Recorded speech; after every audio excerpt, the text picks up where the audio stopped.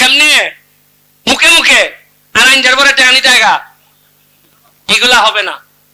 আমি মাননীয় প্রধানমন্ত্রীর সামনে দেখো না, আমি তো ইগলের এমপি, আমার সৌভাগ্য হয় না আমি এমপি হব নৌকা দিয়া।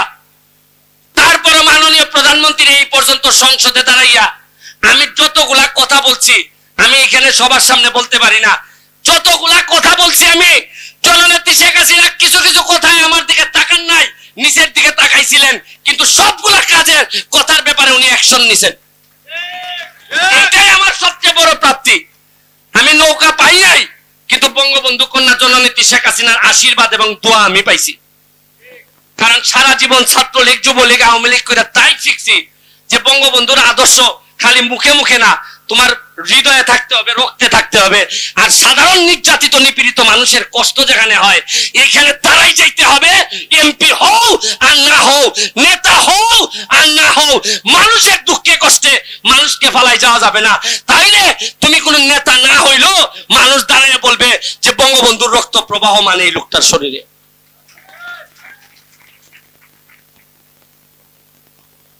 শুনেন,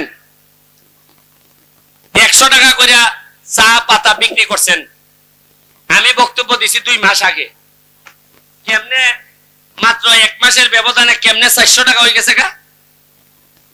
কেমনে হইলো? আমি কি জাদু জানি? না, খেটায় জাদু করছে। 15 বছর ধরে হইল না। আমি বক্তব্য দিলাম সংসদে, আমি কইছি যে খামড়াইলিমু কিন্তু তোমরা, আমি যে টাকা গিয়া তদবির করি, আমার এলাকাত খাম দেও, আমার এলাকাত উন্নয়নের বরাদ্দ দেও, স্যারে আমি ফোন করে কই ওই বাইরে আমার এলাকাত বরাদ্দ দেও, আমি নিজে টাকা বানাইতাম না, আমি কোনো দুর্নীতি করি না, তবে অত তার বড় যদি বরাদ্দ না দেও তে খামড়াইলিমু। আমার আবার খামড়ানির অভ্যাস আছে। সৎ লোকের যদি একটা দাঁতই না থাকে তে খের সতলু, আরে সৎ লোকের খামর যদি ঠিক মতো না বয় তে খের সতলু, অসৎ লোকের দাঁতের যন্ত্রণায় তো বাঁচি না। শুনুন, এই 1 মাসের ব্যবধানে যদি অত টাকা বাড়তে পারে, তাহলে এর মানে বাড়ানি সম্ভব আছিল। যদি বুঝতাম আমি অত কথা কইবার বড় 1 টাকা বাড়ছে না, যে বোঝা গেল এরা নাই। এর মানে হইল গিয়া বাংলাদেশটারও বঙ্গবন্ধুর সোনার বাংলা বানানো সম্ভব যদি এইসব বাটপারদেরকে ঠেকানো যায়। আমি নেত্রীরে বলি নাই সিন্ডিকেটের কথা, বলছি যে নেত্রী আমাদেরকে ওই বলেন যে আপনি চা বাগান বন্ধ করে দিবেন, আমি চা বাগানের শ্রমিক ভাই বোনদেরকে বলবো তোমরা অন্য ব্যবসা দেখো, আর নাইলে আপনি চার দাম বাড়ান যাতে চা শ্রমিকরা বেঁচে থাকে। আপনি চিন্তা করতে পারেন, এইবার চা বাগান যদি না বাঁচে, কর্মচারীও বাঁচবে না, শ্রমিকও বাঁচবে না। আরে চা বাগানের যারা কর্মচারী আছে, আমরা সব তো শ্রমিকের মধ্যেই পড়ি। শ্রমিক ভালো, আমরা শ্রমিক না, হয়তো একটু অফিসার কয়। আন্দোলন করতে গিয়ে শ্রমিকরা জীবন দান করেছিলেন। আর আজকে এই মহান দিবসে, মে দিবসে, আমার সামনে একটা ব্যানারের মধ্যে দেখা যাচ্ছে যে দেওয়ানজি টি কোম্পানির মৃত্যুঙ্গা চা বাগান, আমাদের লালচান চা বাগান, নোয়াপাড়া চা বাগান, এই চা বাগানে শ্রমিক মালিক কর্তৃক শ্রমিকদেরও বেতন হচ্ছে না, স্টাফদেরও বেতন হচ্ছে না। তবে আমি শুনলাম যে ওই বাগানের মালিকরা আসা যাওয়ার সময় নাকি হেলিকপ্টার ব্যবহার করেন। তবে আমি আপনাদের মালিকদেরকে বলে দিতে চাই, ওই বাগানের মালিকদেরকে, আগের এমপি নাই এখন ব্যারিস্টার সুমন, বেতন না দিয়ে যদি হেলিকপ্টারে আসেন তে আপনি যাইতে পারবেন, হেলিকপ্টার আর যাবেন এই এলাকা থেকে।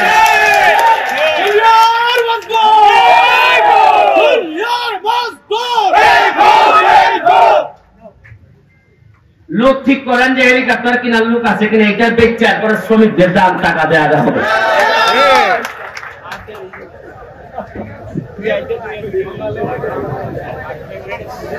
আমি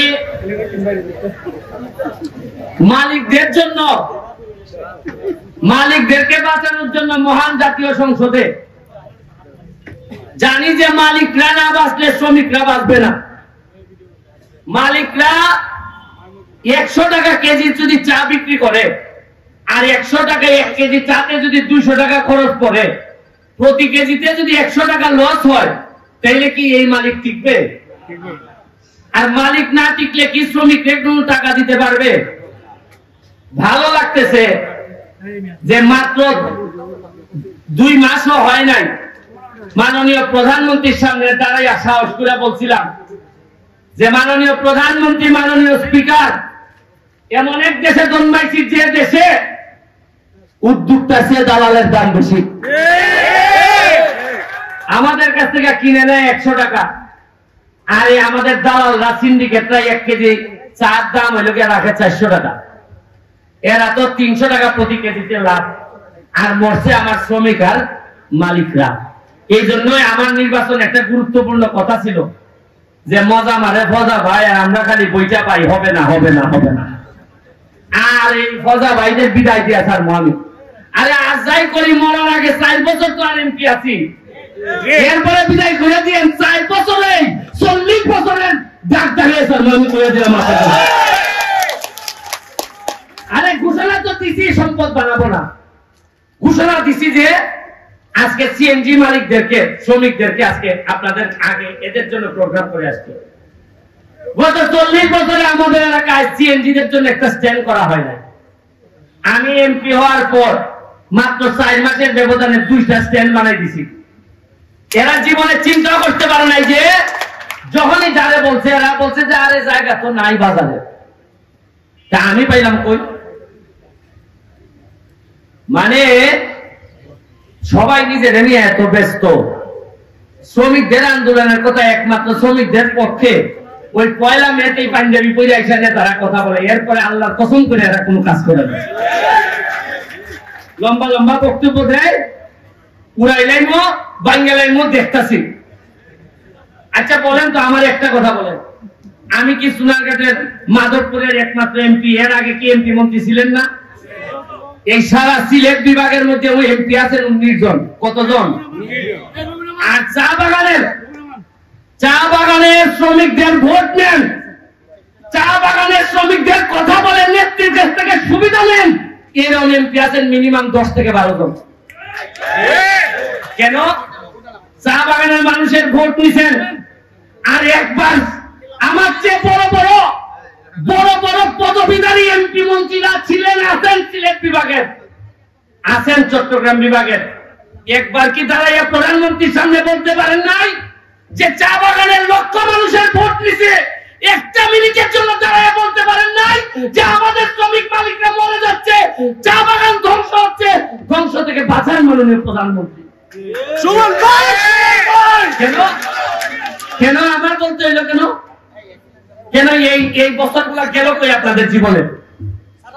এই যে আজকে যে আমি দাঁড়াইছি, মনে করেন এই খবর দেওয়ানজির মালিকের কাছে যাবে না? দেওয়ানজির মালিক এরা ফোন করে কইব যে এ কিন্তু সেট ছেড়ে বউ, কিটা কইব? কইব এ সেট ছেড়ে টাকা লাইন জ্বালাও কিছু। আপনি কি মনে করেন কইতো না? এমনও কইতে পারে এ কিছু ভাগলা আছে, কুম্বালা কিটা করে ঠিক নাই। কোন মানুষের জীবনে সৎ মানুষ হইলে কিছু পাগল লাগে না, এইটা ঠিক করেন জানি। কিছু আধা পাগল না হইলে এমন ভাবে বাটপার হলাইতো নিজের ঠিক করতে গেলে আমার মতো কিছু আধা পাগল লাগবে এখন দেশের মধ্যে। কথায় কথায় বঙ্গবন্ধুর আদর্শের সৈনিক, তোমার খান কিটা আপনারা চেয়ারম্যানে দেন